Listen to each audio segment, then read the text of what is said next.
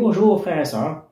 Bienvenue de retour dans nos études de Thessaloniciens, où est-ce que Paul vient d'éteindre deux feux, moi je l'espère. Un feu centré sur lui, est-ce qu'on peut faire confiance à cet homme? Et un feu sur son message, est-ce qu'on a cru en vain ou dans le mauvais message? Tout ça venant probablement des critiques, on les voit encore mieux dans notre texte d'aujourd'hui, des versets 13 à 16 de 1 Thessaloniciens chapitre 2. Où est-ce que Paul va parler de ces critiques, de ces gens autour d'eux qui ont probablement attaqué leur foi. On peut comprendre un peu. La foi chrétienne est peut-être bien répandue de nos jours. On connaît le nom de Jésus. Mais dans ce cas-là, c'était tout nouveau, tout frais. Qui est ce rabbin itinérant en train de se promener et parler de Jésus? Il semble être comme à part de ce qui est juif, mais ça semble juif quand même. Nous, on adore nos dieux. Eux font leur affaire. C'est même pas leur affaire normale, en plus. Donc, on peut comprendre que parmi les voisins, les amis, la parenté, il y avait un certain critique, rejet, dérangement, et qu'il le visait vers l'Église. Pourquoi vous croyez à ça? Pourquoi vous suivez ça? Et même peut-être un peu plus que j'ai des critiques, ça peut être une devenir violent, il semblerait. Et Paul va parler de ceci et parler comment leur persévérance ressemble beaucoup à ce qui s'est passé en Judée et les Juifs là-bas qui sont attaqués aux chrétiens. Et c'est pour ça que certains, tristement, ont pris le texte et dit Paul il était antisémite, qui ne marche pas parce que lui-même était un Juif qui était devenu croyant. Et lui-même aime énormément sa patrie, comme il dit dans Romains chapitre 9. Il l'aime et veut leur salut. Non, en réalité, c'est qu'il expose à quel point il y avait vraiment un cœur endurci et qui s'attaquait à Dieu. Et je crois qu'il partage cette information-là pour que les Thessaloniciens puissent reconnaître leurs propres ennemis aussi. On voit qu'il va vraiment faire une belle comparaison entre lui-même, Paul, et sa fidélité envers Dieu et ses ennemis-là, qui étaient les Juifs pour Judée et les compatriotes pour ceux de Thessalonique, les païens. Mais je crois que ce texte est donné pour nous enseigner sur comment reconnaître ses ennemis. Il va vraiment nous partager quelques aspects de ses ennemis. Parce que oui, tristement, étant croyant, on va en avoir. Il faut faire attention de ne pas être si rapide à dire « t'es un ennemi de Dieu », mais de voir quel est réellement le portrait robot de cet ennemi. Et comme je dis tout ça, par Paul qui va contraster lui-même et son obéissance envers Dieu, et eux et leur désobéissance, dans un sens. Donc, regardons ceci ensemble, commençant ou continuant à lire verset 13. C'est pourquoi nous rendons continuellement grâce à Dieu de ce qu'en recevant la parole de Dieu, que nous vous avons fait entendre, vous l'avez reçue, non comme les paroles des hommes, mais ainsi qu'elle est véritablement comme la parole de Dieu qui agit en vous, qui croyez. La première chose qui saute aux yeux, c'est comment ça commence. C'est pourquoi. Cette expression nous rattache à ce qui vient avant, habituellement. Et dans un sens, Paul, c'est ce qu'il fait. Il revient au chapitre 1. Leur conversion sont tournées des idoles à Dieu, parce qu'ils ont bien reçu la parole de Dieu, cet évangile. Il revient à cette idée, mais il veut ensuite élaborer. C'est pour ça qu'on peut voir cette petite phrase de ce que. Il explique que le c'est pourquoi, c'est à cause de ceci, et non pour ce qui est venu avant. Il explique pourquoi il rend continuellement des actions de grâce envers Dieu. C'est à cause de votre conversion, mais c'est de ce que, en recevant la parole de Dieu, et ne manquez pas qu'il va répéter l'idée qu'ils ont reçue, parce que c'est vraiment une réception qui est active, qui saisit presque par force. Donc leur part, c'était qu'ils ont reçu la parole de Dieu. Paul se réjouit de cela. Ils ont reçu ce que Paul a prêché, que nous avons fait entendre. Ça, c'est la part de Paul. Paul a prêché, eux ont reçu.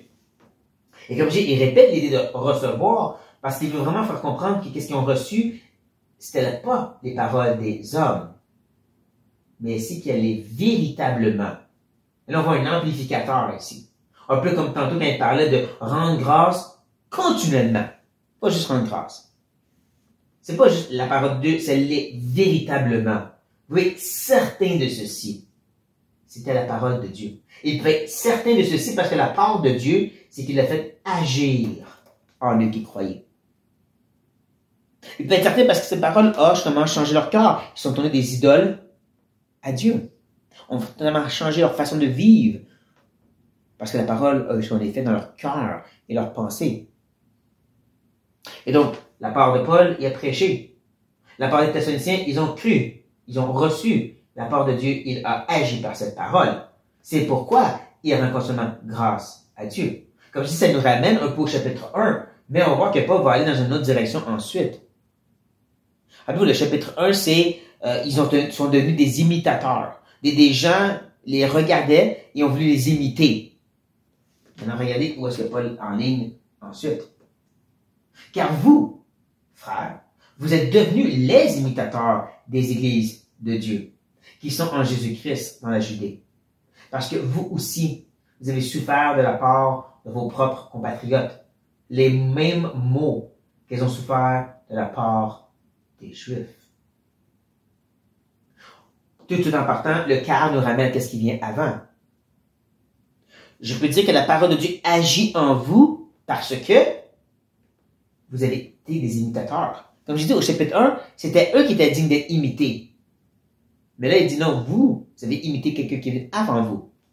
Les croyants de Judée. Rappelez-vous, le christianisme, si vous voulez, la foi chrétienne a commencé à Jérusalem, en Judée. C'est là les premiers croyants. Eux avaient vécu la foi bien avant les Thessaloniciens. Eux avaient connu aussi les épreuves qui viennent avec, avant les Thessaloniciens. Même si eux sont tournés des idoles à Dieu, les gens de Judée se sont détournés de toute la tradition et l'historique et ont vécu aussi un grand rejet de la part de leurs compatriotes, comme Paul le dit ici. Et c'est devenu, dans un sens, quelque chose à imiter, comme les gens de Thessaloniciens ont fait, dans un autre sens. Donc, voici pourquoi Paul se réjouit. Et voici où est-ce que Paul prend la réalité de ce qu'il était au chapitre 1, leur conversion, et il va le tourner un petit peu et dire, vous êtes maintenant des imitateurs des autres, pour pointer vers cette idée de la souffrance qu'ils vivent. La réalité que les Thessaloniciens sont en train de vivre, l'épreuve, la souffrance, la persécution. Il va même répéter l'idée de souffrance et de maux, parce qu'il veut vraiment frapper au fait que c'est très difficile ce qu'ils vivent présentement. Et ils le vivent à la similitude des gens de la Judée de la part des Juifs. Paul va reprendre justement l'exemple de ce que les Juifs ont fait en Judée. Encore pas pour être antisémite, mais pour vraiment exposer voici à quoi ressemblent les ennemis, pour que les gens de Thessalonique puissent le reconnaître dans leur coin. Pour pas qu'ils deviennent justement trop endurcis contre n'importe qui ne comprenne pas leur foi. Ah, tu comprends pas la foi de Jésus? Oh, t'es un ennemi. Attends une seconde. Je vais vous montrer c'est quoi un ennemi. Je vais vous le montrer par qu'est-ce qui s'est passé en Judée. Ce sont ces Juifs, et ça c'est important, ces Juifs qui ont fait mourir le Seigneur Jésus, les prophètes, qui ont persécuté et qui ne plaisent point à Dieu et qui sont ennemis de tous les hommes. 4 aspects est devant nous présentement. 4 aspects de à quoi ressemble un ennemi. Le portrait robot, si vous voulez. 4 caractéristiques à reconnaître. Je dirais même qu'il y a 2 actions de leur part et 2 conséquences qu'ils vont vivre. Et comme j'ai dit, c'est important, il dit ces Juifs-là. Ceux qui sont les ennemis. Pas tous les Juifs en soi. Paul ne parle pas contre tous les Juifs. Il parle contre spécifiquement ceux qui s'opposent, premièrement, au Seigneur Jésus, en le faisant mourir. Lui et les prophètes de Dieu avant. C'est pas nécessairement tous les Juifs à travers toute l'histoire juive qui ont voulu faire à mort les prophètes. Beaucoup ont écouté, se sont pas soumis à Baal, comme Paul dit à Élie, comme Dieu dit à Élie. Mais au contraire, ils n'ont pas fléchi les genoux et ils ont resté fidèles à l'Éternel. Donc c'est pas tout, mais ceux que oui, c'est eux qui ont mis à mort les prophètes et Jésus. Et là, je peux me permettre de l'extrapoler un peu puis l'amener dans notre temps présentement. C'est eux, présentement, qui cherchent à mettre à mort tous ceux qui représentent Jésus. Tous ceux qui veulent justement tuer les disciples de Christ. Comme on le voit dans le monde présentement. Dès que tu te présentes comme un disciple de Christ, on veut te tuer parce que ce qu'on veut, c'est tuer Jésus à nouveau. Un peu comme Paul qui persécutait l'Église, mais Jésus lui fait comprendre, c'est moi que tu persécutes. Qui nous amène sur la deuxième partie. Un autre aspect, c'est qu'il persécute. Le mot parle vraiment de pourchasser. Ça peut être positif, ça peut être de pourchasser pour faire du bien. Dans Romains 14, Paul va parler de chercher ce qui guide vers l'édification mutuelle. Le mot chercher, là, c'est encore le même ici. Il est positif, dans Romains 14. Mais dans cette catégorie-ci, il est négatif. C'est vraiment l'idée de pourchasser pour faire du mal.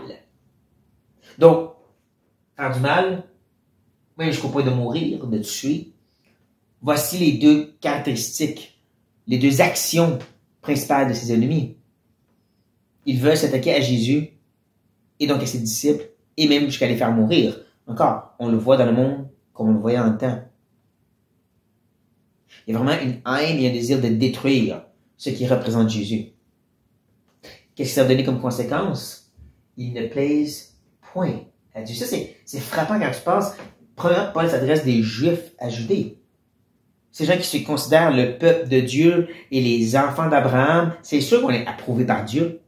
C'est pour ça que quand Jésus, lors de son ministère terrestre, cherche à le faire comprendre, non, vous êtes des ennemis de Dieu. Des fils de Satan, ils sont outrés. Comment on se tue? Nous sommes approuvés de Dieu, on est des Juifs. Jésus dit, non, vous n'avez pas la même sorte de foi qu'Abraham. Parce que vous n'êtes pas prêts à obéir à ce que Dieu vous dit, puis ça, c'est de croire en moi. Là, ça revient les deux premières parties. De rejeter et de vouloir tuer et détruire tout ce qui représente Jésus démontre qu'en réalité, tu ne plais pas à Dieu. Parce que Dieu aime son Fils. Une autre conséquence aussi, c'est qu'ils vont être ennemis de tous les hommes. Et je ne crois pas qu'on doit se concentrer sur l'aspect que les Juifs étaient haïs et ont été haïs à travers l'histoire à cause qu'on n'aime pas leur attitude face à ceci, cela. Je pense pas que c'est le point ici. Il est en train de parler de ceux qui sont vraiment des ennemis et qui cherchent à mettre à mort Christ et à persécuter son Église et qui ne plaît pas à Dieu. Ces gens-là vont être des ennemis de tous les hommes. Il va expliquer un peu plus pourquoi dans le prochain verset, mais ils vont que nuire au bien de tous les hommes. On peut déjà voir le contraste avec comment Paul se présentait au tout début. Paul est celui qui a une parole qui était véritablement celle de Dieu, donc approuvée de Dieu. Eux ne plaisent pas à Dieu. C'est un message qui a été reçu et qui est une bénédiction pour les Thessaloniciens, donc les hommes. Eux sont des ennemis, nuisent aux hommes. On voit déjà le contraste. Paul, justement, il prêchait un message qui honorait Christ et proclamait sa mort comme une chose victorieuse. Eux veulent tuer Christ et tous ceux qui le représentent. On voit déjà les contrastes entre qui et qui. Et comme j'ai dit, il va mieux expliquer qu'est-ce qu'il veut dire par des ennemis de tous les hommes. Dans le prochain et dernier verset, où est-ce qu'il va dire? Nous empêchons de parler aux païens pour qu'ils soient sauvés, en sorte qu'ils ne cessent de mettre le comble à leur péché. Et la colère a fini par les atteindre. Et c'est ici qu'encore je reviens sur, c'est pas tous les Juifs que Paul mentionne. C'est ceux qui spécifiquement pourchassaient Paul de ville en ville dans ce deuxième voyage missionnaire, qui l'ont pris à Galate pour le lapider, qui l'ont continué à pourchasser et le chasser de la ville de Thessalonique, et les autres ensuite aussi, qui ont vraiment, comme il dit ici, cherché à empêcher les païens d'entendre la parole. Mais pourtant, quand il arrive à Rome, il y a beaucoup de ces Juifs qui viennent le voir pour entendre la parole. Donc, c'est pas tous. Paul n'est pas contre tous, mais contre ceux qui vraiment veulent s'opposer. De la même façon qu'on ne peut pas juste voir négativement tous ceux qui questionnent ou qui réagissent négativement face à l'évangile qu'on leur prêche, mais voir plus les caractéristiques que Paul présente. Il pourchasse pour détruire et tuer tout ce qui est de Christ. À cause de cela, ils ne paient pas à Dieu et ils sont des ennemis des hommes parce qu'ils veulent empêcher même la parole d'être prêchée pour que les gens soient sauvés. Il ne veut pas juste s'en aller et dire c'est pas pour moi. Il veut vraiment dire non, je veux pas que tu parles. Je veux que tu arrêtes de parler à mon fils de Jésus. Je veux que tu t'en ailles de sa vie. Il s'oppose activement à ce que d'autres vont être sauvés. Ça, c'est des ennemis. Ça, c'est eux qui vont justement arriver à ce comble de leur péché. Encore ici, on peut voir un contraste entre Paul, qui parle de comment la parole est amenée à un comble dans la vie des Thessaloniciens dans un sens, Hein, le comble, ça les a détournés des idoles, du péché, pour être lavés de leur péché. Et contrairement à ceux qui ne veulent rien savoir et qui s'y obstinent activement, leur comble, c'est que c'est le péché. Le péché qui va amener justement la colère de Dieu. Maintenant, j'ai vraiment étudié cette dernière phrase énormément, vu plusieurs commentaires pour essayer de comprendre qu'est-ce qu'il veut dire par que la colère a fini par les atteindre, comme si c'est déjà un cas certain. La colère de Dieu est sur eux. Certains ont pointé vers l'an 70, quand les Romains sont rentrés à Jérusalem et ont tout détruit, tout ravagé, puis ont éparpillé les Juifs partout. Mais sauf que ça, c'est pas encore arrivé. Paul s'en parlait comme si c'est déjà le cas. La colère de Dieu est là. Ils est déjà atteints. Et c'est pour ça que je ne crois pas, encore une fois, que c'est seulement spécifiquement pour les Juifs, mais c'est pour ses ennemis qu'il reste endurci. Dans Romains 9, encore une fois, il va parler des vases de colère qui se remplissent au point de finalement arriver à la mort, comme s'il n'y a pas de repentance pour eux. Leur cœur est endurci au point que Dieu dit, vous êtes des vases de colère qui vont se remplir jusqu'à temps que c'est assez, tu meurs, tu t'en vas en enfer. On ne les connaît pas. Faut faire attention, là, c'est pas que je peux dire tout un vase de colère, je peux appeler l'évangile à toi. Non, je le connais pas. Dieu seul connaît ces choses, Dieu seul est souverain. Mais comme dans un sens, on dirait que Paul parle de cette idée que certains qui sont tellement endurcis, tellement ennemis qui ne veulent rien savoir et qui n'ont pas de repentance pour eux. Pour eux, c'est des vases de colère, faites pour la perdition. Moi, je les connais pas. Dieu ne me dit pas de les reconnaître, mais de comprendre qu'il y en a que c'est le cas. N'oublie pas que Paul était lui-même un ennemi de la croix. Il était un de ceux qui persécutaient l'Église et qui voulait mettre à mort tout ce qui représentait Jésus. Qui ne plaisait pas à Dieu aucunement et qui était ennemi parce qu'il empêchait les gens d'entendre l'Évangile. Mais il n'était pas de ceux qui étaient au comble de son péché. De ceux justement que la colère de Dieu était sur lui. Dieu a fait grâce à cet homme. Il peut faire grâce aussi à d'autres. C'est pour ça que même si certains s'opposent des fois à ce qui est fait pour l'Évangile, il ne faut pas être si rapide à dire que tu es un fort de colère. La colère de Dieu va tomber sur toi, c'est sûr. Espérons et prions à la place qu'il y ait une repentance comme Paul.